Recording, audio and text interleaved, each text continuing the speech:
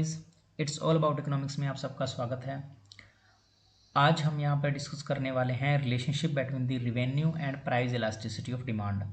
इससे पहले वाली क्लास में हम इलास्टिसिटी के टॉपिक को ऑलरेडी डिस्कस कर चुके हैं, जिसमें हमने उसके डिफरेंट टाइप और डिफरेंट जो मेथड्स हैं कि इलास्टिसिटी को हम कैसे कैलकुलेट कर सकते हैं, जिसके अंदर आपका एक्सपेंडिचर मेथड, प्रोपोर्शनेट मेथड और जियोमेट्रिक मेथड, हम इन तीनों को डिस्कस कर चुके हैं। आज हम इस क्लास में जो है वो बात करेंगे कि प्राइस इलास्टिसिटी और रिवेन्यू का आपस में क्या रिलेशन है, उस रिलेशनशिप को हम यहाँ पर देखेंगे। तो लेट्स स्टार्ट। सबसे पहले इलास्टिसिटी की एक डेफिनेशन देख लेते हैं हम।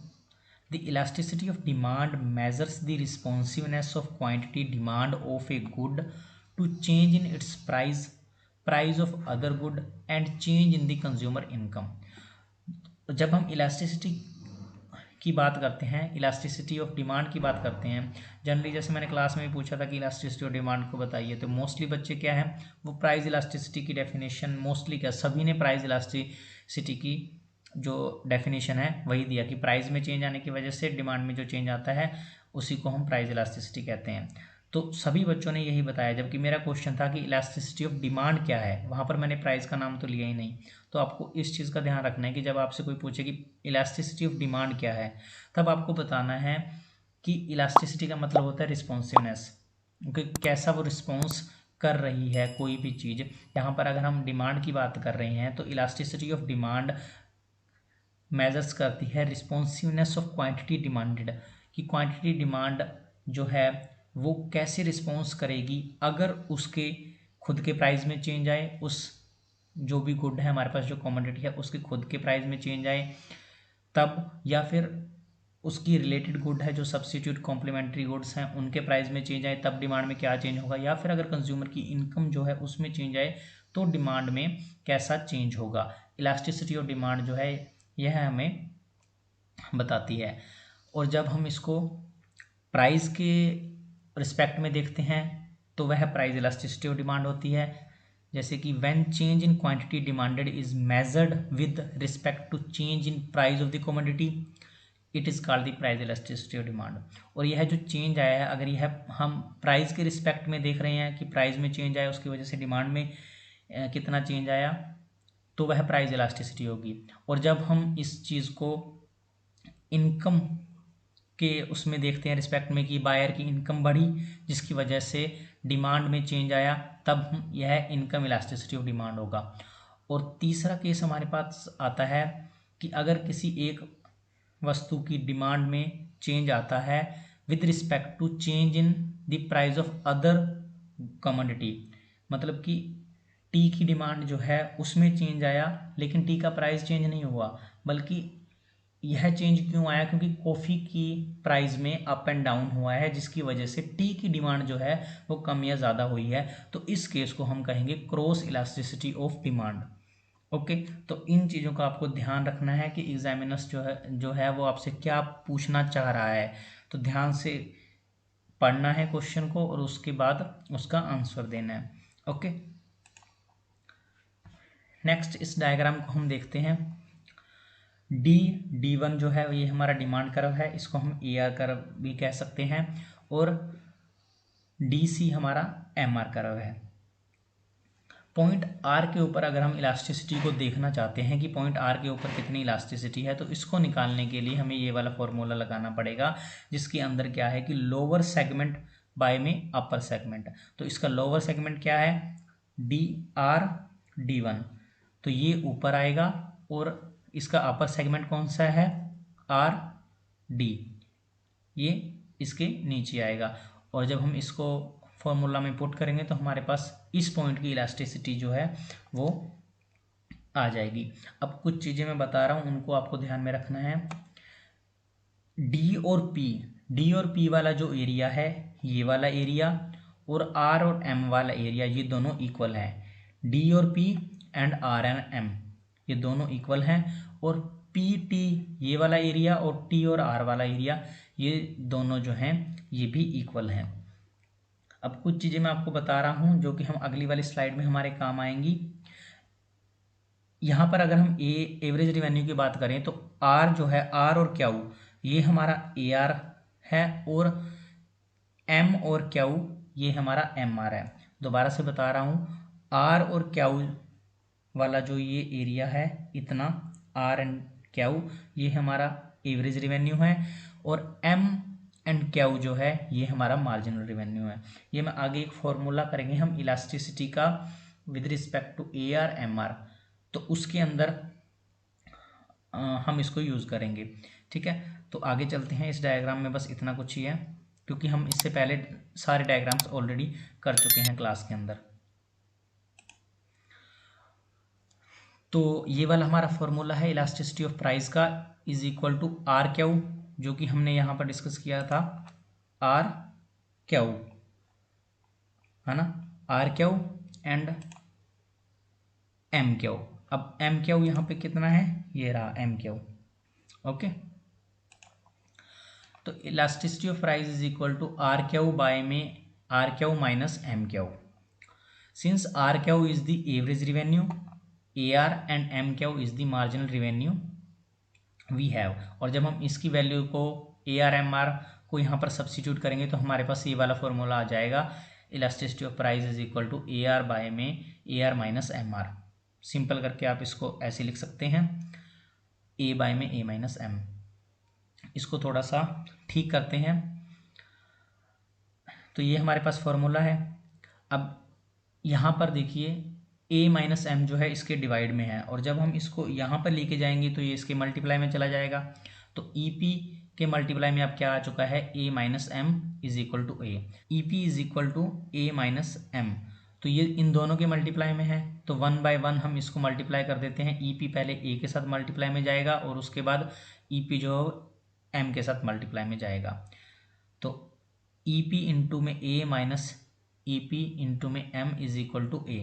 अब दोनों तरफ ए है तो इस ए को भी हम इधर ले आएंगे, यहाँ पर ये प्लस में है, इधर आएगा तो ये माइनस में हो जाएगा, और यहाँ पर ये माइनस में है और इधर जाएगा तो ये प्लस का हो जाएगा। ओके, अब हमारे पास ये वाला पॉइंट आ चुका है। दोनों तरफ ए है तो ए को हम कॉमन ले लेंगे यहाँ पर, और ई पी माइनस 1 ये एक वैल्यू हमारे पास यहाँ पर आ गई।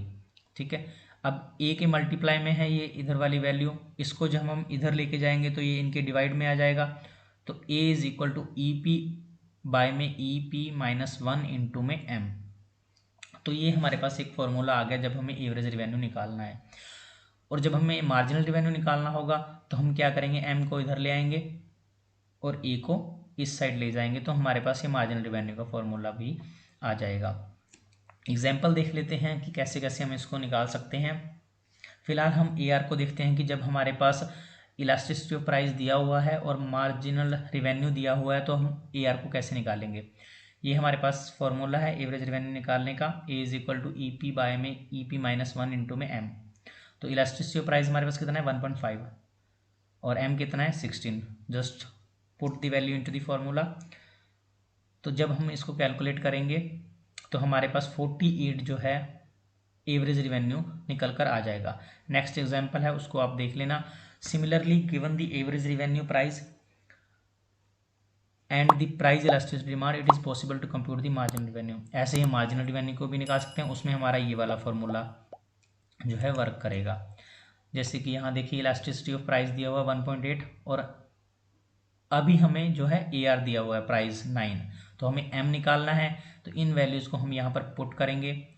ई पी कितना है 1.8, तो 1.8 माइनस 1 बाय में ई पी 1.8 इंटू में ए कितना है हमारे पास 9, तो यहाँ पर 9 आ जाएगा। और जब हम इसको सॉल्व करेंगे तो 4 रुपीज़ जो है वो हमारा मार्जिनल रिवेन्यू हमारे पास आ जाएगा।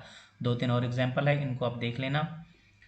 और अगर हमें एवरेज रिवेन्यू भी दिया हुआ है, मार्जिनल रिवेन्यू भी दिया हुआ है, तो हम प्राइस इलास्टिसिटी को कैसे निकालेंगे। तो वो हमारा जो सबसे स्टार्टिंग वाला फॉर्मूला था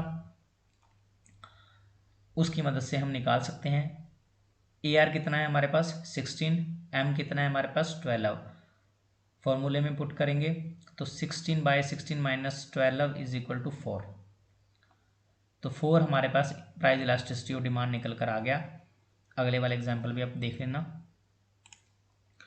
तो अब यहाँ पर हमारे पास ये एक फाइनल डायग्राम आता है जो कि हमारे सारे रिलेशनशिप को, इलास्टिसिटी के रिलेशनशिप को ए आर, एम आर और टी आर से जॉइंट करेगा। ओके, डी डी वन हमारे पास एक डिमांड कर्व है, इसी को हम ए आर भी कहते हैं, और ये वाला जो है ये हमारा एम आर कर्व है। ओके, तो स्ट्रेट लाइन डिमांड कर्व जब भी होता है, जैसे मैंने पिछली वाली क्लास में ही बताया था कि जब हम स्ट्रेट लाइन डिमांड कर्व की बात करते हैं जो कि डाउनवर्ड स्लोपिंग है, स्ट्रेट लाइन डिमांड कर्व, तो इसके हर पॉइंट के ऊपर जो है इलास्टिसिटी जो है वो डिफरेंट रहेगी, लेकिन इनका स्लोप जो है वो सेम रहेगा। याद रखिए, straight line demand curve, elasticity different लेकिन स्लोप जो है वो सेम है। ओके, जैसे कि इस मिड पॉइंट पर आप देखिए आर पॉइंट के ऊपर इलास्टिसिटी क्या है, इक्वल टू 1 है। इससे ऊपर वाले पॉइंट पर R1 पर इट्स ग्रेटर देन 1 और R2 पर लेस देन 1। और जब हम एक्सट्रीम पॉइंट्स पर चले जाएंगे, जैसे कि इस D1 पॉइंट के ऊपर इलास्टिसिटी जो है वो इक्वल टू 0 हो जाएगी, क्योंकि यहाँ पर जब हम डिमांड कर्व डालेंगे तो वो स्ट्रेट लाइन बनेगा और इन इलास्टिक वाली सिचुएशन में हम आ जाएंगे, जैसा हमने क्लास में डिस्कस किया था। और अगर हम यहाँ इस पॉइंट पर देखेंगे डी पॉइंट पर, तो यहाँ पर जो है वो हमारा इन्फिनिटी वाला बनेगा, हॉरिजॉन्टल डिमांड कर्व, जहाँ पर इलास्टिसिटी जो है इन्फिनिटी हो जाएगी। ठीक है, तो यहाँ पर इलास्टिसिटी हमें पता है कि डिमांड के ऊपर किस किस पॉइंट पे कितनी कितनी है। इसके नीचे हमारा टोटल रिवेन्यू कर्व दिया हुआ है, जहाँ पर हमारा मिड पॉइंट है यानी कि इलास्टिसिटी इक्वल टू 1 है, उस पॉइंट पर हमारा जो टी आर का कर्व है वो मैक्सिमम है। पॉइंट एस के ऊपर टोटल रिवेन्यू जो है वो मैक्सिमम है एंड मार्जिनल रिवेन्यू 0 है। ओके, इससे पहले वाले पॉइंट पर देखिए डी से आर के बीच वाले पॉइंट पर जहाँ पर इलास्टिसिटी जो है वो ग्रेटर देन 1 है, उस सिचुएशन में हमारा जो टी आर है वो बढ़ रहा है, इंक्रीजिंग रेट के ऊपर है। क्यों इंक्रीजिंग रेट के ऊपर है? क्योंकि ग्रेटर देन 1 इलास्टिसिटी का मतलब है कि प्राइस में अगर थोड़ा सा भी चेंज आता है तो डिमांड में उससे ज़्यादा चेंज आएगा। ठीक है, प्राइस कम हुआ, डिमांड जो है वो ज़्यादा बढ़ी, डिमांड बढ़ी तो उससे क्या होगा कि अब सप्लाई भी बढ़ानी पड़ेगी, सप्लाई बढ़ानी पड़ेगी तो मतलब क्या है, प्रोडक्शन करना पड़ेगा, और जब प्रोडक्शन होगा तो टोटल रिवेन्यू इंक्रीज होगा। तो देखिए Q1 से हम Q के ऊपर जा रहे हैं और यहाँ पर हमारा टोटल रिवेन्यू जो है वो भी बढ़ रहा है, क्योंकि इलास्टिसिटी जो डिमांड है हमारी वो ग्रेटर देन 1 है। और जहाँ पर हमारी elasticity of demand equal to 1 हो जाएगी, वहाँ पर हमारा टी आर जो है वो मैक्सिमम हो जाएगा, क्योंकि जितना प्राइस में चेंज हुआ उतने से ही डिमांड में चेंज हुआ और उतनी ही हम गुड्स एंड सर्विस बढ़ा रहे हैं, तो रिवेन्यू भी हमारा जो है वो मैक्सिमम स्टेट के ऊपर आ जाएगा। अब इस पॉइंट पर देखिए आगे आर पॉइंट के हम जब नीचे जाएंगे R2 तक या फिर D तक जाएंगे, तो यहाँ पर क्या है, हमारी इलास्टिसिटी जो है वो लेस देन 1 है। लेस देन 1 का मतलब है कि प्राइस में चेंज आया, उससे डिमांड में भी चेंज आया, लेकिन जो डिमांड वाला चेंज है वो प्राइस वाले चेंज से कम है। मान लो प्राइस जो है वो 100 रुपये से 50 रुपये पर आ गया, 50% नीचे गिर गया, लेकिन डिमांड जो है वो डबल नहीं हुई, डिमांड में थोड़ा चेंज आया, उतना चेंज नहीं आया जितना प्राइस में आया।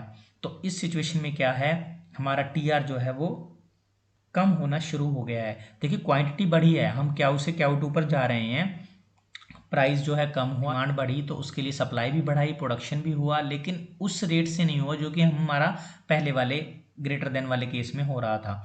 तो प्रोडक्शन बढ़ेगा, क्वांटिटी बढ़ेगी, लेकिन टी आर जो है वो अब मैक्सिमम से रिवेन्यू बढ़ रहा है। यहाँ पर देखिए रिवेन्यू माइनस में नहीं है, रिवेन्यू ऐड हो रहा है, लेकिन इंक्रीजिंग रेट से नहीं हो रहा है। अब जो है रिवेन्यू फॉल होना शुरू हो गया है, लेकिन स्टिल वो पॉजिटिव है।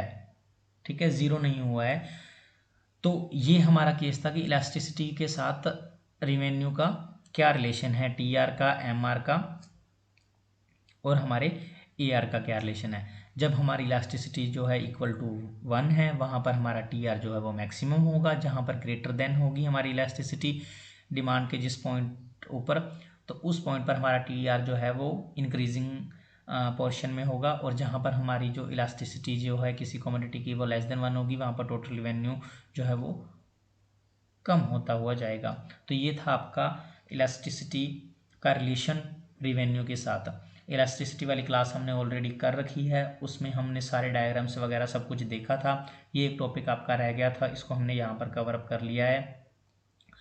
अगर कुछ रह जाता है तो हम उसको फर्दर डिस्कस कर लेंगे। कोई दिक्कत आती है तो आप कमेंट बॉक्स में बता सकते हैं, उसको भी हम डिस्कस करेंगे। आज वाली क्लास के लिए इतना ही, मिलते हैं नेक्स्ट क्लास में। Thank you very much.